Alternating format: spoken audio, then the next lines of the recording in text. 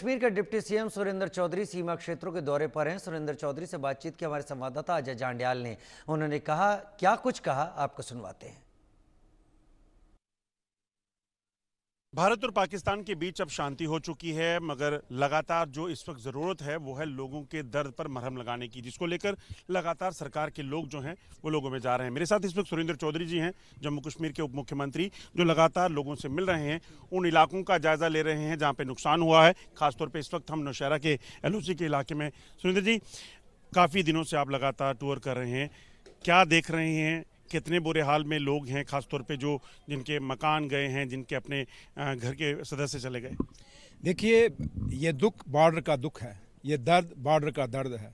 और आप लोग इसको जो कवरेज जब से ये जंग लगी है, ये अभी की और इससे पहले भी जितनी भी जंगें हुई आप लोगों ने कवरेज की होंगी, लेकिन आपने देखा होगा कि बॉर्डर के लोगों का दुख और दर्द कुछ और है। और आज ये जो बॉर्डर के लोग हैं, आप इनकी बात सुने, इनकी कहानी सुने, इनका दर्द सुने, ये खुद बयान कर रहे हैं। क्योंकि हम उन बुज़ुर्गों के वारिस हैं। मैं खुद बॉर्डर का हूँ, इसी इलाके का रहने वाला हूँ। मैं नाम तो नहीं लूँगा, लेकिन मैं इसी इलाके का रहने वाला हूँ। मैं जानता हूँ कि हमारे बुज़ुर्गों ने क्या दर्द और सहा, क्या दुख सहा। और आज जब हम हैं, हम भी वही देख रहे हैं। हम ये दुआ करेंगे कि आने वाली हमारी जो नस्लें हैं, कम से कम इन बॉर्डरों पर ये दुख और दर्द ना सहें। आप देखें कि आज लोगों के मकान के ऊपर जब गोला पड़ा, उन लोगों का एक मकान पूरा का पूरा छत नीचे आ गया।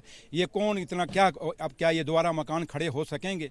आज लोगों का एक वो आदमी जिसका एक पशु रख के, गाय भैंस रख के, दूध बेच के अपना परिवार चलता था, आज उसका वो पशु ही मर गया, वो गाय भैंस ही मर गई। वो कहाँ से अपना परिवार चलाएगा? वो लोग जिनका आज सारा सिस्टम बिगड़ गया, और जो लोग यहाँ जाने देंगे, आपके सामने आज पुंछ का क्या हालात हुए, बाकी रजौरी में क्या हुआ। हमारा एक नौजवान ऑफिसर राजकुमार थापा साहब शहीद हो गया, कितने फौजी हमारे सिक्योरिटी फोर्सेज के शहीद हुए। सब कुछ चीज़ें ये हुई, लेकिन इन जंगों से निकलने वाला कुछ नहीं है। और आज जब मैं इनके बीच में यहाँ खड़ा हूँ, ये मेरा लीडर, मेरा कायद डॉक्टर फारूक अब्दुल्ला साहब और जम्मू कश्मीर के मुख्यमंत्री जनाब उमर अब्दुल्ला साहब की डायरेक्शन पे मैं यहाँ पे आया हूँ। और हमारी यही कोशिश है कि जंग रोकना, बंद करना या चलाना हमारे हाथ में नहीं, सरकार में नहीं है। हम सिर्फ इन लोगों के दुख और दर्द में इनको जतलाने के लिए आए हैं कि इस दुख की घड़ी में हम आपके साथ हैं। और ये लोग, मैं फिर भी कहता हूँ, बहादुर हैं, दलेर हैं। देखिए, अगर आर्मी, हिंदुस्तान की आर्मी के बाद अगर कोई सही मायने में हिंदुस्तानी है या सही मायने में कोई बहादुर है, तो ये बॉर्डर के लोग हैं। ये वो लोग जो इन गोलों को सहते हैं, इन गोलों को बर्दाश्त करते हैं। वो लोग जो स्टूडियो में बैठ के वहाँ दिल्ली से बातें करते हैं, जंग होनी चाहिए, काश एक रात आके इन बॉर्डरों पे आके निकालें जब गोले पड़ते होते हैं। उनके जब पास गोला पड़ेगा, उनको भी पता लगेगा कि भाई बॉर्डरों पे जंग का मतलब क्या होता है। जिनको जंग का नहीं पता, उनको बॉर्डरों पे जंग का नहीं मतलब तभी पता चलेगा जब इन बॉर्डरों में आके बैठोगे। आप समझ सकते हैं क्यों आप अभी भी इन बॉर्डरों पे घूम रहे हैं। जब गोले चल रहे थे तब भी आप लोग घूम रहे थे। तो इसलिए ये दर्द वही समझ सकता है जो इनके बीच में रहेगा, जो दूर से बैठ के तमाशा देखता है। आपने देखा होगा कि अभी ड्रोन ही किसी शहरों पे ऊपर से निकले, मैं शहरों के नाम नहीं लूँगा, तो आधे उठ के अपने बिस्तरे बांध के चले गए थे। तो लेकिन इन लोगों को शाबाश दीजिए कि उनके ऊपर ड्रोन नहीं चले, इनके ऊपर गोले चले, उसके बावजूद भी ये यहाँ पे बैठे हुए हैं और आज भी बैठे हैं। और जब मैं यहाँ पे आया हूँ तब भी हंसते खेलते, अभी आपको भी मिले, हंसते खेलते मिले। यही है हिंदुस्तान और यही है बहादुरी का निशाना। काफ़ी नुकसान लोगों को हुआ है, सरकार कंपनसेशन का क्या देखेगी, कैसे, कब तक देगी?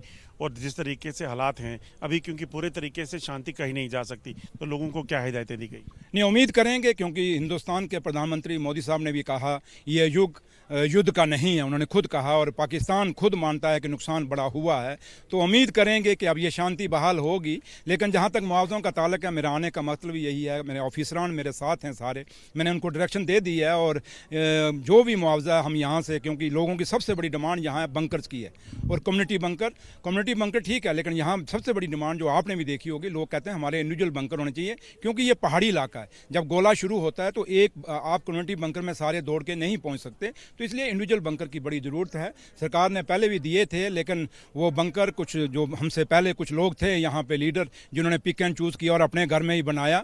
और आज वो वक्त नहीं है, अगर उसमें बंकर सही तरीके से बने जाते, इन बॉर्डरों पे बनाए जाते, पिक एंड चूज़ ना किया जाता, तो मेरे ख्याल इतनी लोग शेल्टर कैंपों में ना जाते। आप लोग भी कोई जम्मू कश्मीर सरकार कुछ लिखेगी केंद्र सरकार को कि बंकर क्योंकि अब तो रेंज काफ़ी बढ़ गई है, तो बंकर कहा ना कि अब ये बात आपने सही कही कि अब रेंज, अब वो युद्ध का कोई सीमाएं नहीं रही, गोलों की कोई सीमाएं नहीं रही, ये सीमाएं बड़ी आगे बढ़ गई हैं। तभी प्राइम मिनिस्टर साहब ने कहा कि ये युद्ध का अब दौर नहीं है, अब युद्ध नहीं होना चाहिए। इसलिए उन्होंने कहा, क्योंकि इसकी रेंज बहुत ज़्यादा है। लेकिन जहाँ तक जम्मू कश्मीर का सरकार का ताल्लुक है, मैं वापस जाके, क्योंकि ऑनरेबल सीएम साहब आपने देखा वो पूरे इलाके पुंछ में भी गए, वो टंगमर्ग में भी गए, पहाड़ी इलाकों कुपवाड़ा में भी गए, सारे जा रहे हैं, मैं भी जा रहा हूँ, हमारे बाकी ऑनरेबल मिनिस्टर साहब वो भी मैंडर वगैरह सारे घूम रहे हैं, या खोड़ या मैं परसों आरसपुरा बॉर्डर पे था, तो काफ़ी सारा जगह हम जा रहे हैं और यही देख रहे हैं। और ऑफिसरान को हमने काम पे लगाया हुआ है, जल्दी से जल्दी ये जो इनके जो नुकसान हुआ है उसको असेस करें, जहाँ जहाँ भी